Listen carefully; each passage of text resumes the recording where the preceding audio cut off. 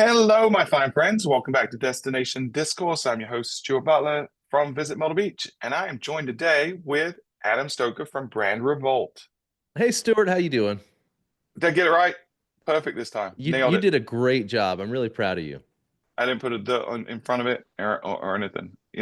I've gotten some complaints though, Adam. People are saying you're too brand loyal with your hats, and one of the best parts of the show previously was the variety of hats and not knowing what hat you were going to be wearing next, and the fact your wife bought you hats for Christmas and you're not showing those off. Like there's all these. It's Hatgate 2025, and people want to know when the other hats are going to return.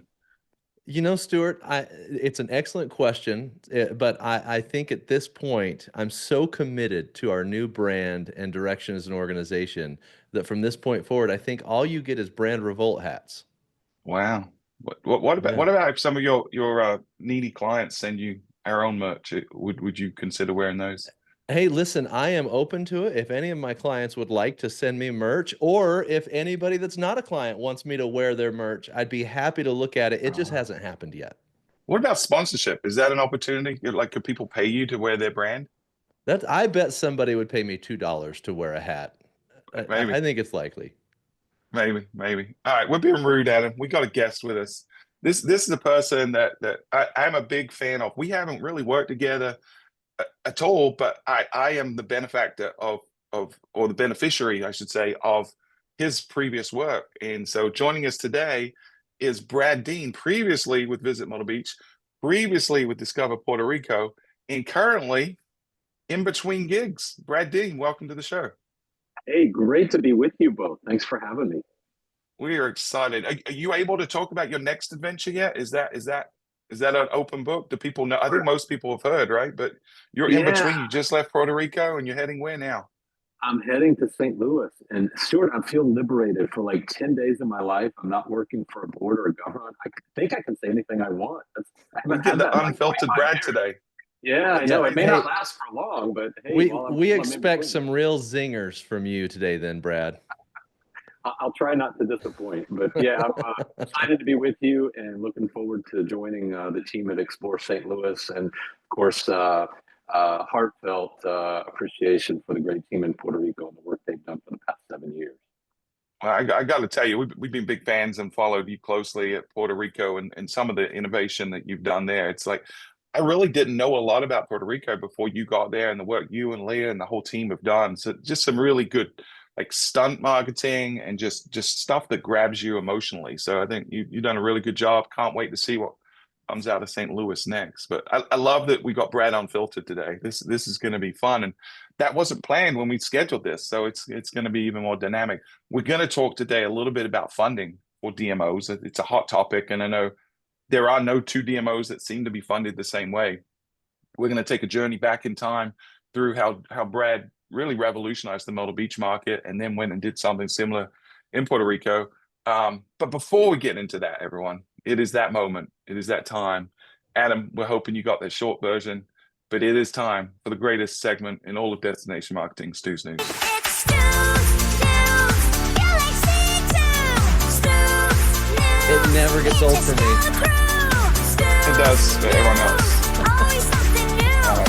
Stu's News, more than I do. Oh, just once. You Just always once. you always restart it every time. I I can't still help feel it. like there's a shorter version that needs to happen. I don't know. Just Even me. that was pretty quick.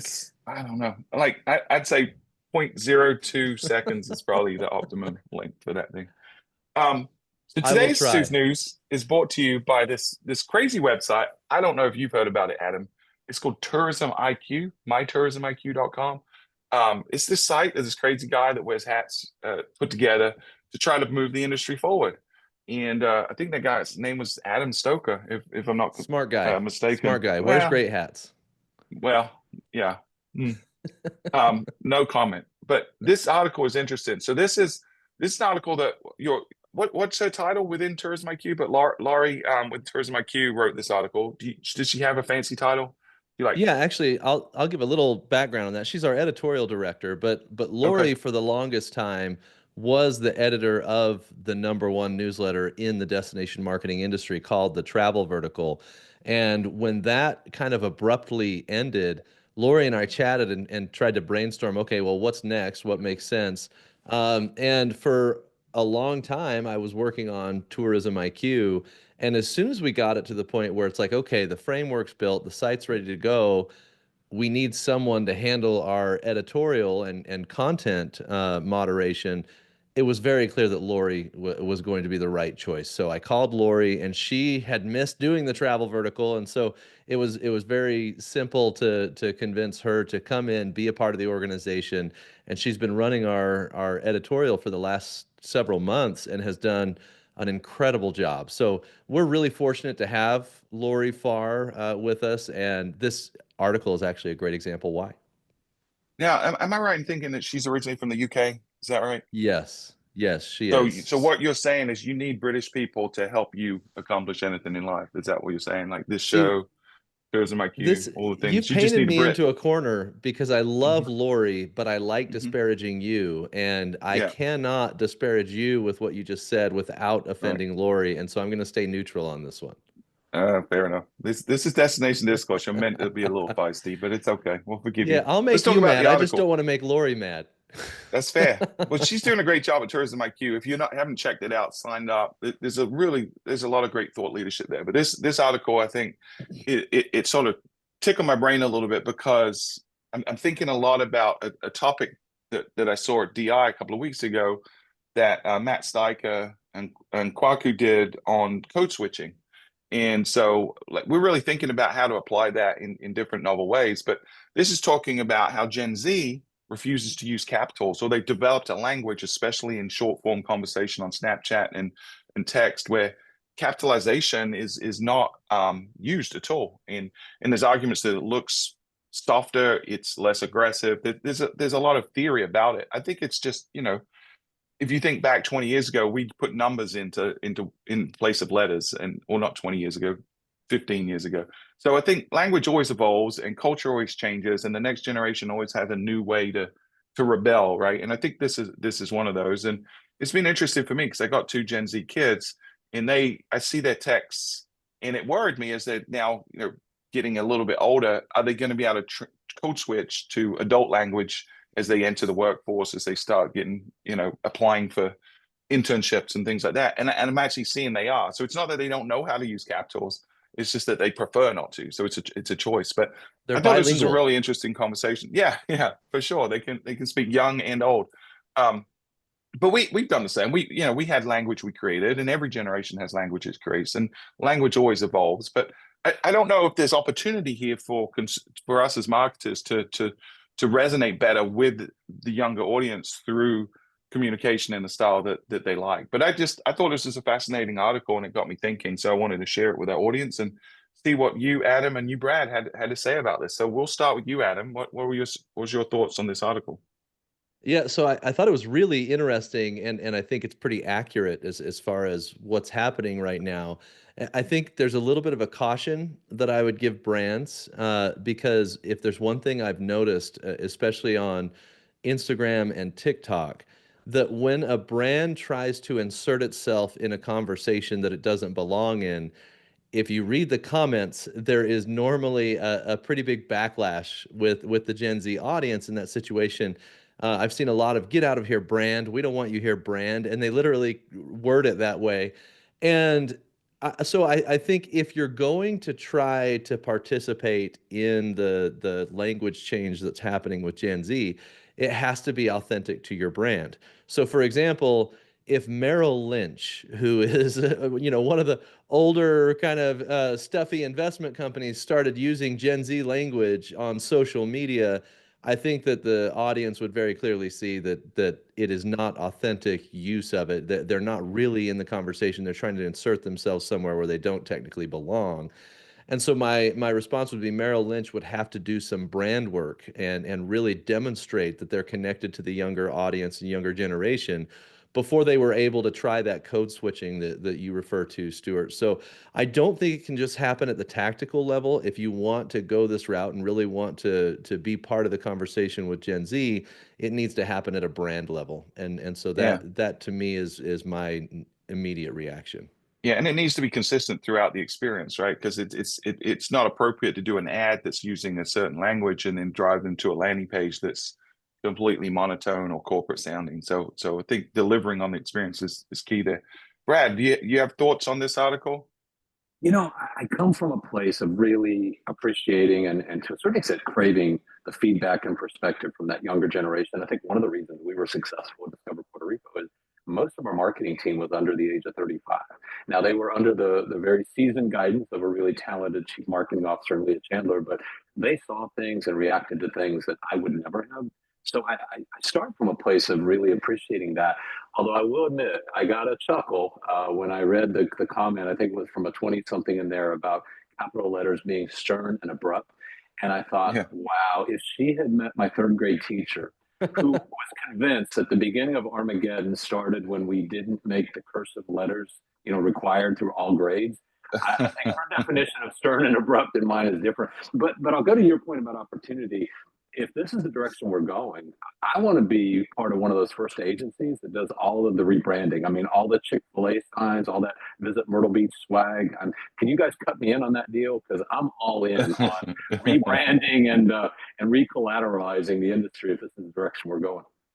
That's funny. Yeah, I love that. And you make a really good point. I think it's hard to imitate something you don't fully understand. Adam touched on this, like to pretend to be something you're not and to be inauthentic is you're always going to get caught out. And so for us, it's always about if we're going to try to talk in a Gen Z language, we're going to have someone that's in that generation that understands it leading the charge on that. It's not my Gen X self is not going to be able to say Ohio in the right context, right? And so we've got to make sure, and I mean like the slang Ohio, not the state Ohio, but it's we've got to make sure that we're authentic in a true sense of authenticity when we're talking to folks in their language. And the same applies not just to language, it's platform specific too. Like if you go to Reddit, if you go to Twitter, if you go to Facebook, there are different rules of grammar and so the social contract is different. So we've got to understand the area we're playing, the audience we're speaking to, and what the rules of engagement are across the board. So I thought it was fascinating. It was a good little thinker for me, and hopefully the audience appreciated it. But let's segue. Let's talk about finances. So Brad, you had you were a CFO before you became the CEO at Visit Myrtle Beach, right? So you have a financial brain and a financial background of sorts. But I'm assuming you didn't take the CEO job with the specific intention of revolutionizing how DMOs can be funded. But it seems that's been your lot in life for the last 20 years or so. So do you want to walk us through that? Yeah, I didn't set out to be the funding king in anything. That was never my goal.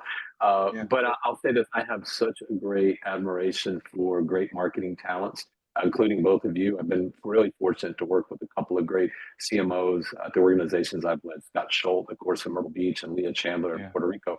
And when you buy into the importance of really building and protecting and nurturing a brand and what that can mean to a community and industry, it becomes a passion. And so for me, a big part of what I've done in both destinations is figuring out how to get the teams that are really doing the marketing, the architects of the strategy, the resources they need. And that's really what helped us in Myrtle Beach and helped us in Puerto Rico. We started in Myrtle Beach with about a $5 million budget. I think when I left, we were north of 50 million. Puerto Rico, we started with 10 and ended with 70. But it was never just about the money. It was always about a vision of what could be, the promise and potential that we could deliver.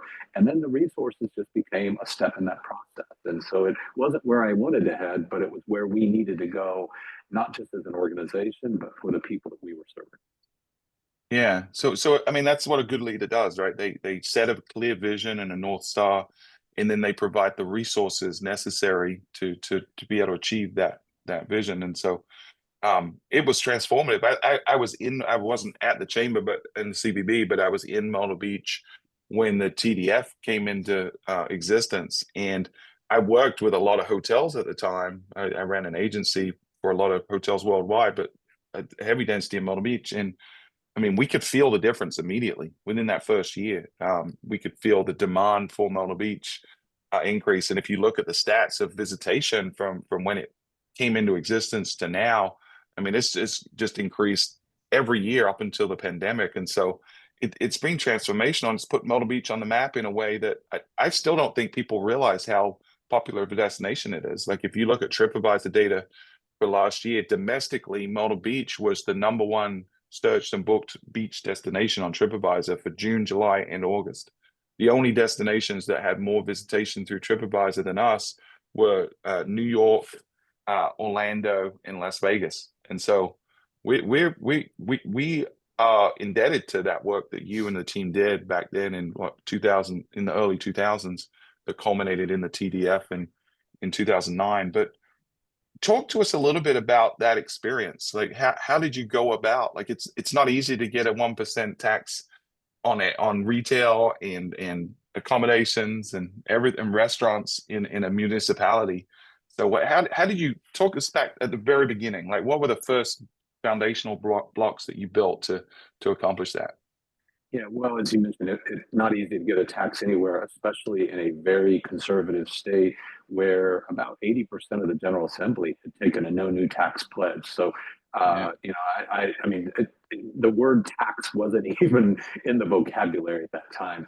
But interestingly enough, Stuart, although this became about the funding, it never started. It was never about the money to begin with.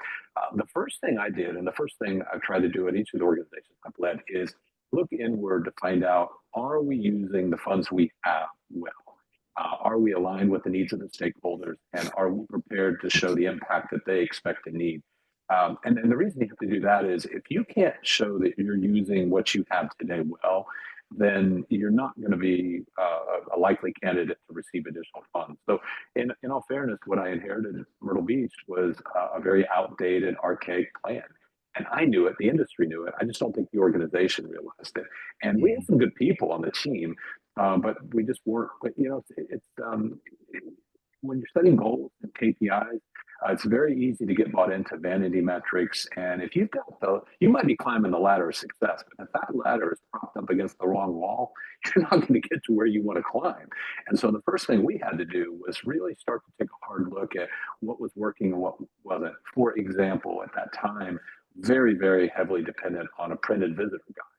And that really became the KPI that we served. It wasn't serving us, we were serving it. So we had to make a lot of changes internally. The second thing is we had to create a little bit of street credibility. We had to show that we were able to do something meaningful and something a little bold and audacious. And you both will appreciate this. You've been a part of these conversations.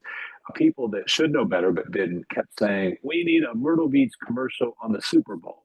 Now, that was like the last thing we really needed, and much less could we afford. But that became almost the running joke in the community is, when's Myrtle Beach going to be in the Super Bowl? Why aren't we on the Super Bowl? Well, that really wasn't what we needed.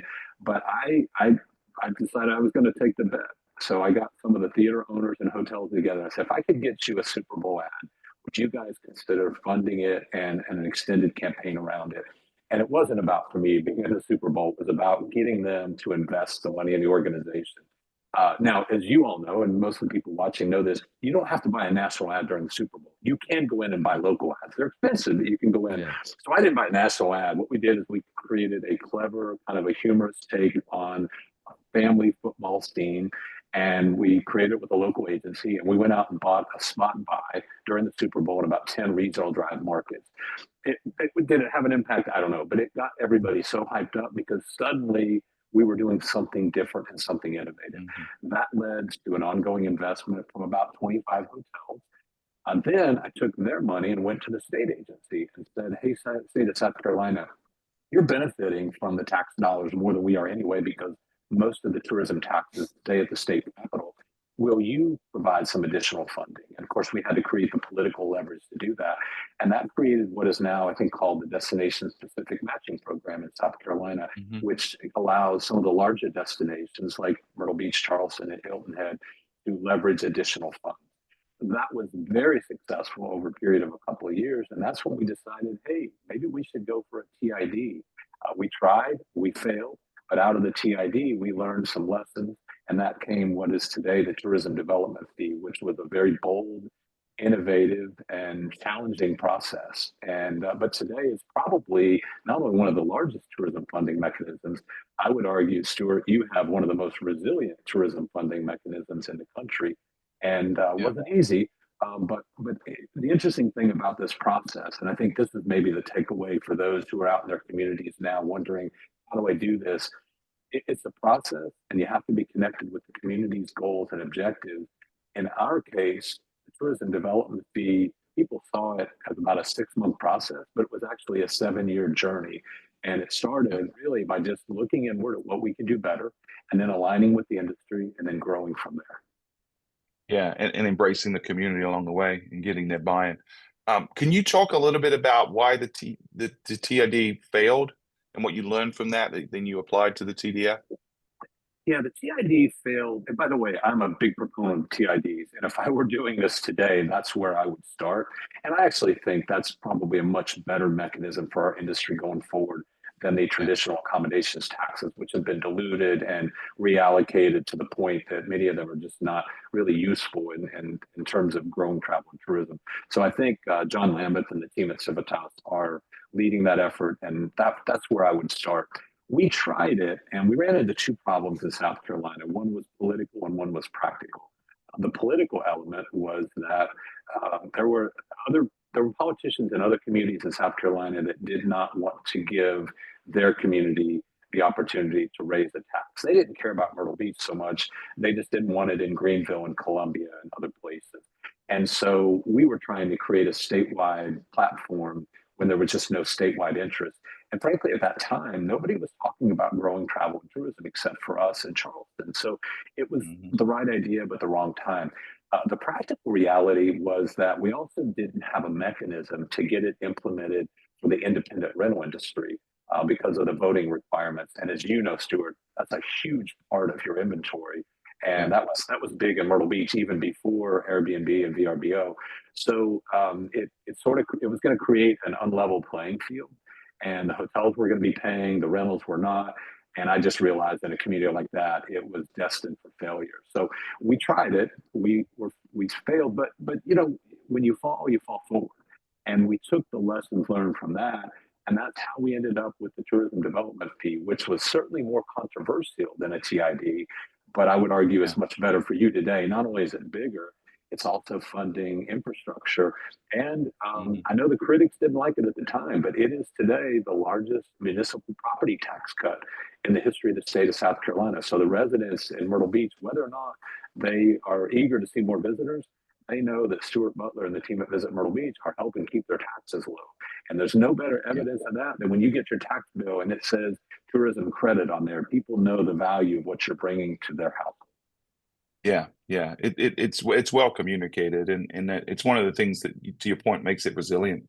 I live in the city limits, and I think it's about 68% of my property taxes paid for by TDF today, and so it makes it very palatable for everyone, whether you're invested directly in tourism or not. And so it's become a really good funding mechanism, and the fact that it's done at the state level and it renews every 10 years, it's very stable for us right now, and so we appreciate the work. Now, let's shift gears a little bit and talk about. Well, can I Puerto ask a Rico. quick question Yeah, before go ahead. we shift there?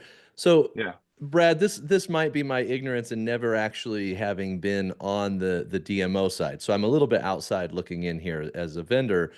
But I've worked now with DMOs all over the United States who, in most cases, believe that the guardrails around their funding are finite and not malleable, and don't necessarily believe that they have the ability to change that.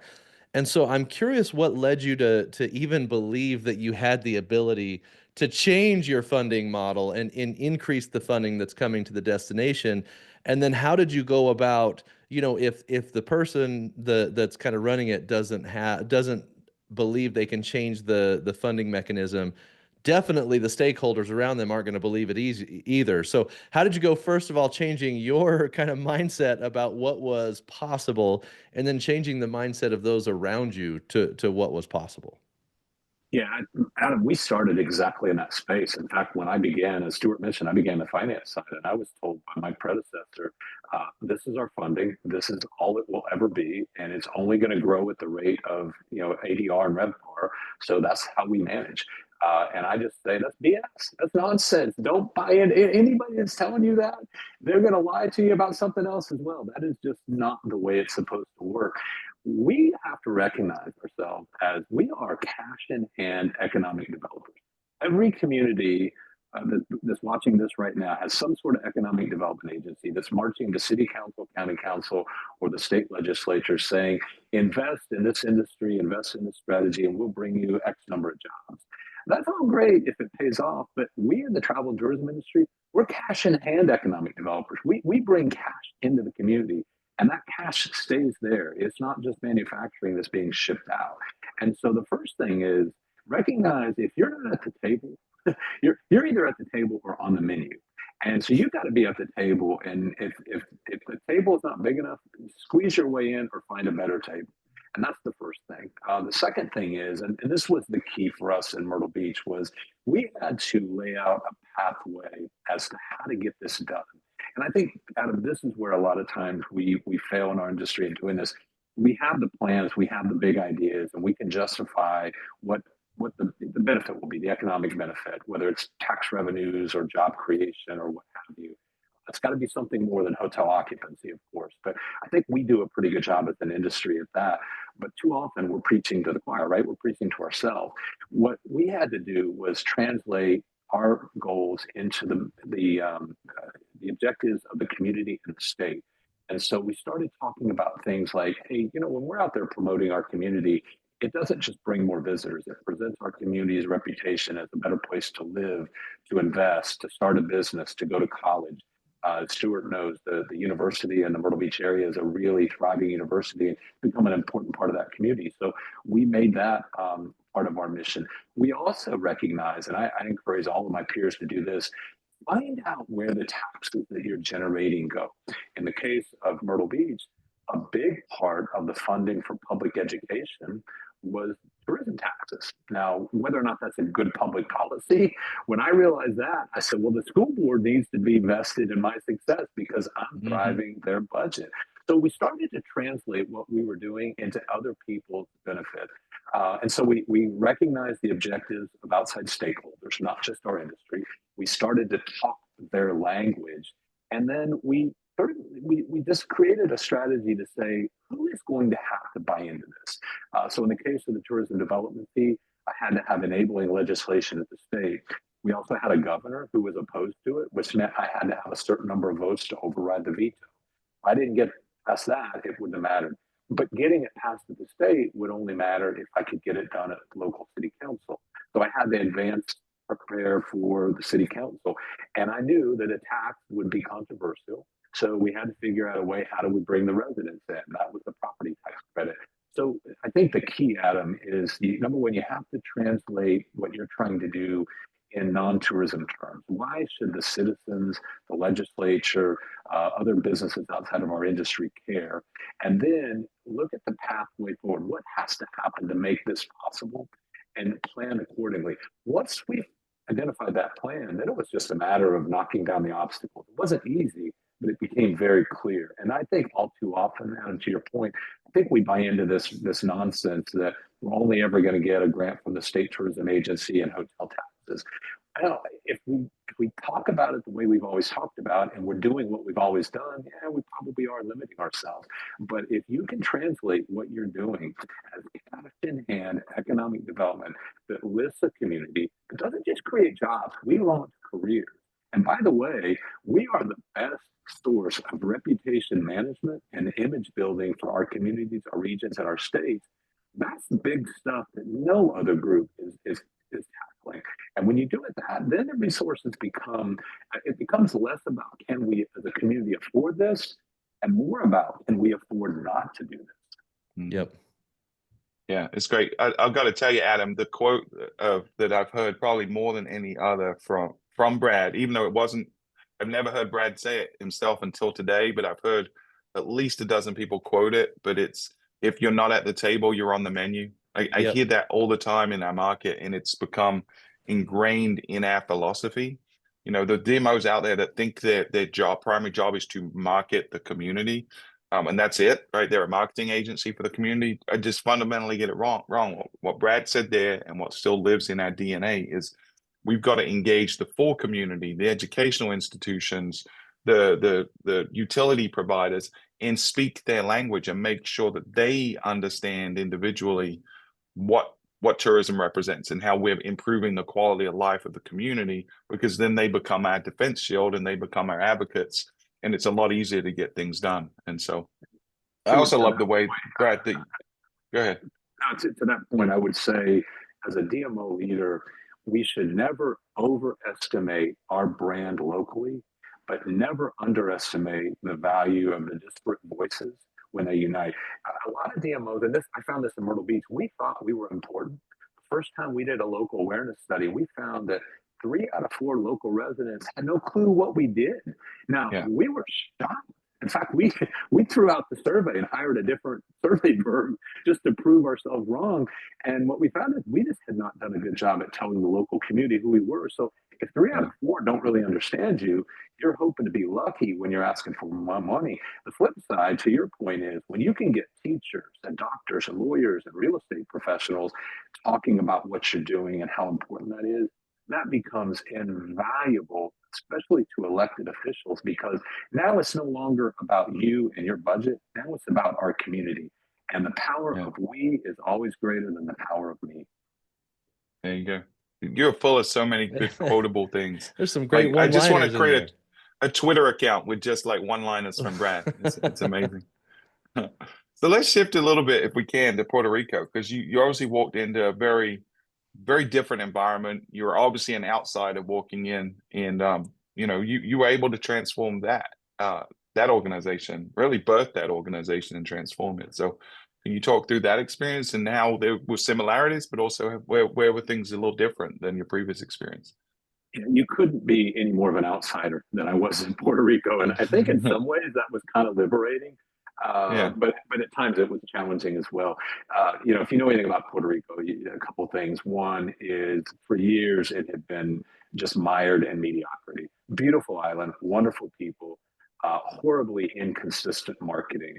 And I have to give Leah Chandler, our chief marketing officer, credit, because she was the first one to identify the real opportunity here. I thought going to Puerto Rico, we were coming out of the Zika virus, Hurricane Maria, and island bankruptcy. And so I thought this was brand repair. And what Leah found pretty clearly in the research early on was the brand was so neutral that there really wasn't a brand. And that was because the marketing had been so inconsistent. They were constantly changing marketing teams every 4 years, and therefore new brand, new taglines, new logos, new everything. Yeah. And so the brand was from a marketing standpoint, it was really a blank canvas. And so that was the first big aha moment. The second was convincing the island that success means promoting something other than beaches and sunshine. And Puerto Rico has beautiful beaches and plenty of sunshine, but saying they have beaches is like Las Vegas saying we have casinos. We know that. We give you credit for that. Tell us what we don't know. And what had never really been explored and promoted well was the rich, vibrant culture and history of Puerto Rico, which, by the way, not only differentiates it from other Caribbean islands, but from the mainland US. And so we had this beautiful marriage of you get the benefits of traveling in the US, no passport, no currency exchange, most of the people speak English, but yet this rich, vibrant culture, centuries of recorded history, and kind of the allure of an international vacation. And that had just never been part of the value proposition. So recognizing that we had a blank canvas to paint our brand on and recognizing what really differentiated the brand helped build the foundation for what became a really successful marketing effort. The other thing that really helped us in Puerto Rico, and I know this is a sensitive topic for some of my peers, so people have to make their own decisions, but we decided to go the non-membership route. And of course, in Myrtle Beach, I inherited a membership organization. So we just made that work as well as we could. Puerto Rico was a brand new startup. And so we decided rather than raise money through investments, through like dues, if your customer was a visitor, you're on the team. And so we ended up with, I think when we started, the government had about 500 businesses involved in promotion. Today, there's over 6,500, which for a small island is a big number. That becomes challenging because you have a lot more voices to listen to and manage. But we no longer had to worry about what are the top 10 restaurants all members, or am I using a member hotel? And so it became very liberating. And the beautiful part for me and my team was we didn't have to worry about, who was paying bigger dues. We just had to worry about what was our North Star for the brand and what was best in terms of promotion and sales for the island. So those were some of the things that really helped. And the other things I mentioned, we hired a really talented young team that were just tremendously passionate. And we figured early on, especially with somebody like Leah, we could teach them marketing and sales. I couldn't teach them passion, and I couldn't teach them the freedom and liberty they had at promoting their island. Probably the biggest impediment was the government, honestly. It's a very antagonistic government at times. It's a very bureaucratic government at times. And I'll just be candid. I was asked to do things quite often that just did not align with my principles, my morals. And so I had to get really good at saying no. I'm not perfectly fluent in Spanish, but I can say no in Spanish just like I can say no in English. And so, honestly, I'm not, I'm probably not the most favored person with the Puerto Rico government. But as I said often, I didn't go to Puerto Rico to become a politician. I went there to create jobs and lift that island into an era of prosperity through travel and tourism. And so if I left successful for the industry and not so successfully with politicians, that was okay for me. And I think the lesson learned for all of us in this industry, if you're in travel and tourism leadership and you're trying to win a popularity contest, good luck, because it's just not, that's not for you. You got to be willing to be uncomfortable at times, and you got to be willing to risk being a little unpopular, pushing the envelope, but always for the right reasons and doing it the right way. And so in Puerto Rico, it was a matter of doing the right thing for the island and its travel and tourism industry, and knowing that people would be better served. And if we make some elected officials unhappy because we slap their hand when they try to take money out of the cookie jar, so be it. I was okay with that. So Yeah, right. I know Puerto Rico is different than a lot of the DMOs and stuff like that in the United States. So what funding model did you start with? And then was it more, I guess, what did you land on? Like, how did you go from 5 to 50 million? And was that more like lobbying the government? Did you use strategies like a TID or what you did in Myrtle Beach? Or tell me a little bit about the logistics of where you actually landed. Yeah, it started with just a base appropriation out of the government, and that money was limited to the first 2 years and couldn't grow because they were coming out of bankruptcy. So similar to Myrtle Beach, the first thing, Adam, we did is went to the private sector and said, look, we're not going to charge you membership dues, but somebody's got to invest. And so we worked with the Fiscal Oversight Board, which is sort of the U.S. Congress's big brother overseeing Puerto Rico's budgeting. Because honestly, I just couldn't get it done through the Puerto Rico government. There was just too much. On a best day, Puerto Rico government is inept. On its worst day, it's corrupt. And I know that doesn't make everybody happy, but when AI transcribes this, the last name is Dean, D-E-A-N. Put my name correctly spelled beside that, because that's 7 years of watching how the people of Puerto Rico have been treated unfairly and disrespectfully by people in positions of power who abuse that power regularly. And it's really it's the sad part of the Puerto Rico story for me. The brilliant part of the people that love travel and tourism and love their island, but unfortunately, the elections have not brought them the kinds of leaders they deserve. And so we had to go to the Fiscal Oversight Board, who were very fiscally conservative, but also understood economic growth. And they understood that we can't manage prosperity downward, we have to grow upward.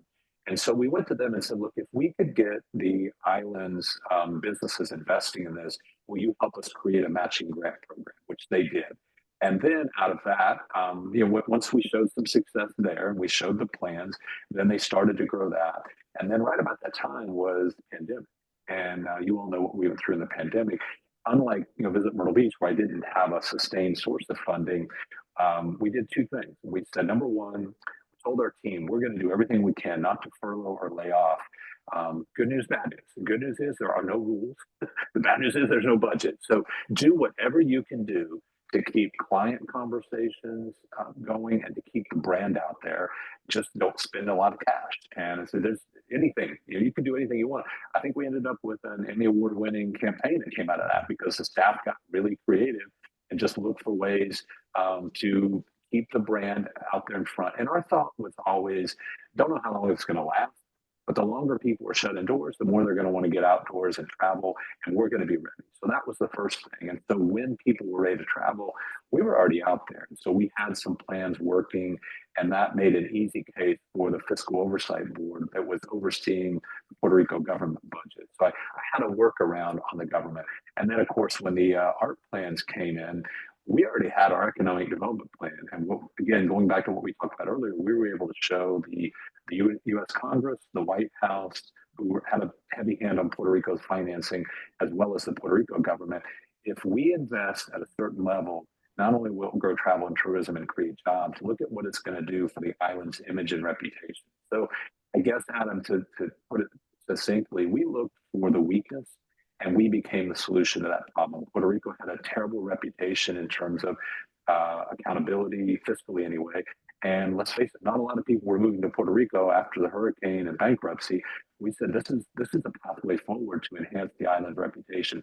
Now that plan may not work in most of the communities of your viewers, but every community out there has a need. Everyone has a challenge.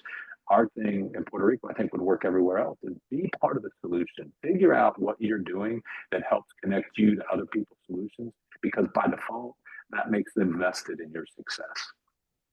Yeah, that's great. I mean, number one, I'm very glad you came on this show in between gigs because your candor is so refreshing. That's amazing. Number two, you've created a lasting legacy that will forever impact that island, and so you should be very proud of what you and the team have done in Puerto Rico. I mean, you really have made a dent in the universe for the folks living there, and in probably tough conditions. But I got to say that one of the things we talk about a lot in our office is we've always got to challenge the status quo and be obsessed with the people we serve.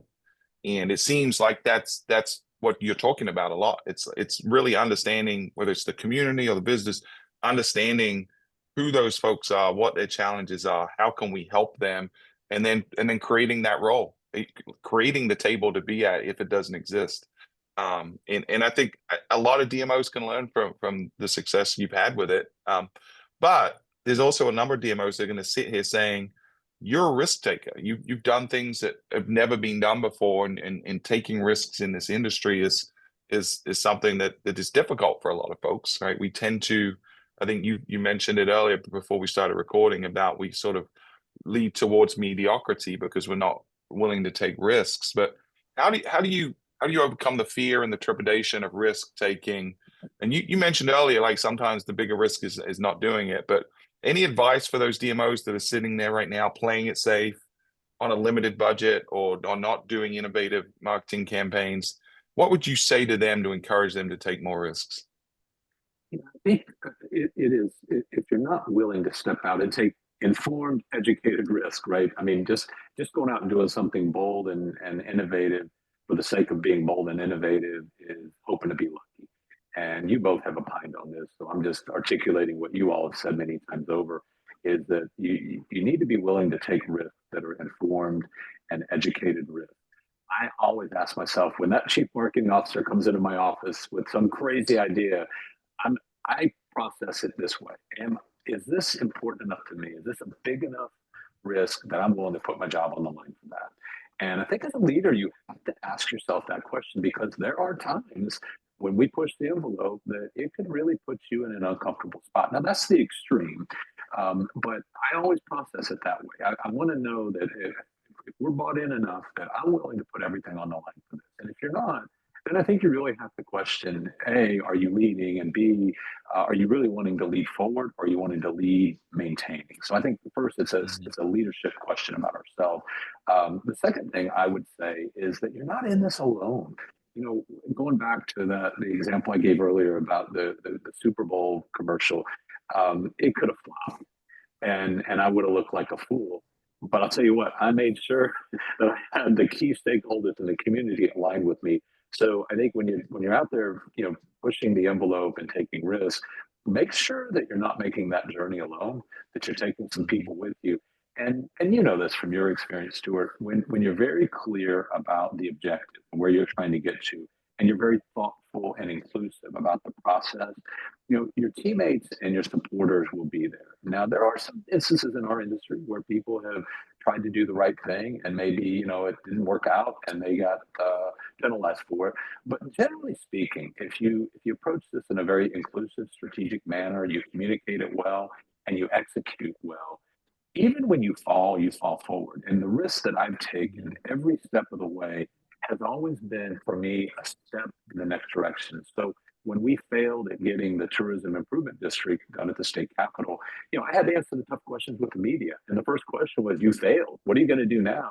But for me, that was just one step in the process. And so if you approach it that way, I think it makes it a little easier.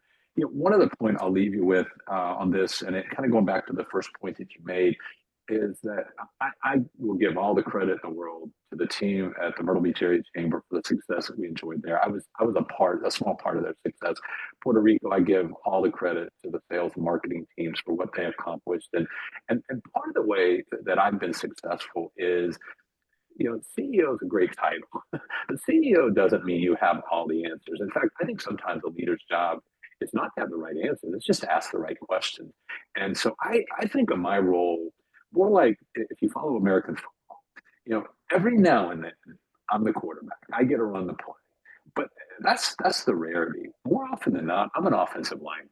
I'm not going to take the credit. I'm not there to get the credit. My job is to knock the obstacles out of the way, let somebody else run into the end zone.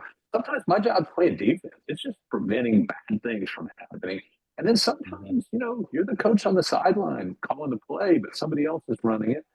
Or sometimes your job is to be a cheerleader. You're just cheering others on. You got to know your role. And if you think you're the quarterback and you're really the offensive line, your team is going to fall. If you think you're running the play into the end zone and your job is really to be the cheerleader and cheering somebody else on, you're going to be a failure due to your own ego. So I think sometimes in the leadership, it's about understanding what our role is as part of our team, not only for our organization, but our community, and filling that role. Today, you might be the quarterback. Tomorrow, you might be the offensive line. Next week, you might be the cheerleader. When you take that approach, it becomes much easier to translate success through other people. And going back to your question, then when you're taking risks, you're taking them as a team, as a community, as a region, as an industry, not as an individual leader who's going to have to be the one to answer ultimately for that failure if it doesn't work. I mean, that's prophetic. I love it. You are a legend in our market. You're now a legend in Puerto Rico. Hopefully you're going to become a legend in St. Louis too. But I personally appreciate the fact you called it American football. So you code switched for me, which is very generous of you.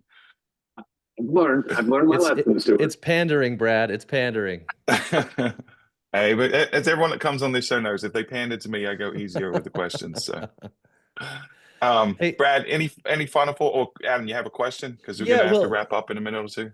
I'll be very quick. I just feel like from what I've heard from Brad, I kind of feel like there's a repeatable framework that our listeners could take away. And that's that in order to have legacy building or lasting change in a destination, number one, you have to remove your existing belief barriers or what other people thought was possible and think a little bit bigger and outside of the framework that exists.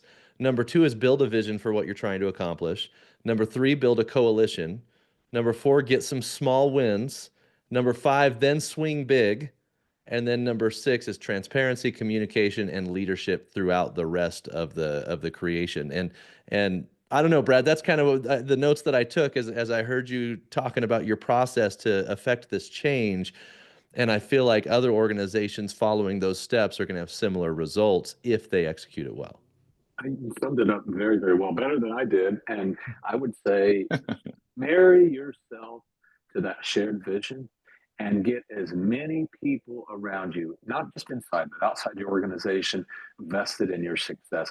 I think we as destination professionals have to be as good at selling our mission and our organization locally as we are selling our community externally. And if you look at those who succeeded long-term, they're really, really good at the local level, which allows them to be really good outside of their community. If you're not good at both, then ultimately that's going to undercut you in one area or the other. So I think that's vital to have that shared vision and unite around that and marry yourself to that, but make sure you're aligning yourself with enough people inside and outside your industry and your community that are vested in that success. So you're doing it together. It's a journey, but much better to take that journey together. Amazing. Such words of wisdom. Sometimes this show is about asking tough questions. Sometimes it can be combative. Today, I think you witnessed a masterclass from the one and only Brad Dean. Brad, if they want to reach out to you and give you well wishes for your new adventure, where can they do that? Hey, find me on LinkedIn. Find me on Twitter, Mr. Brad Dean. And you can also contact me at Explore St. Louis, bdean@explorestlouis.com. And hey, thank you to both of you. You're prompting great discussions and discourse, no pun intended. And I love the theme of taking this industry forward. We as an industry are so vital and so important. We're not just good, we're not just necessary. We are invaluable and vital to our communities. And we should walk with that kind of street cred and carry that kind of mission around with us. And if we take our job that seriously as an industry, others will buy into what we're doing. And then great things come, not just for us, but for the people we serve. Yeah, well said. And thank you for the kind words. We really see this as a love letter to the industry. We love this industry so much. But there's some hard truths we need to hear sometimes, and so that's why we're trying to be a little provocative with the show. You're welcome back anytime, Brad. We'd love to have you back on and give us another masterclass. And anyone you want to see on here, right? Tell us who you want to see and what questions you want us to tackle. Because really, I think we're gonna go down some deep rabbit holes into some controversial stuff. We feel like we've got our legs under us now. Got 20 episodes and we feel like the audience is telling us keep going and push harder. Yeah. So that's what we're going to do. Adam, if people want to reach out to you, how can they do that? Yeah, find me on LinkedIn, Adam Stoker. You can email me, adam@thebrandrevolt.com, or find me on Tourism IQ. And you can reach me, stuart.butler@visitmyrtlebeach.com, or hit me up on LinkedIn. I'd love to have a conversation again. Please subscribe. Please follow this show. If you want to be a guest or you want us to tackle a conversation, then just reach out to us, and we'd love to hear from you. And until next time, this has been Destination Discourse.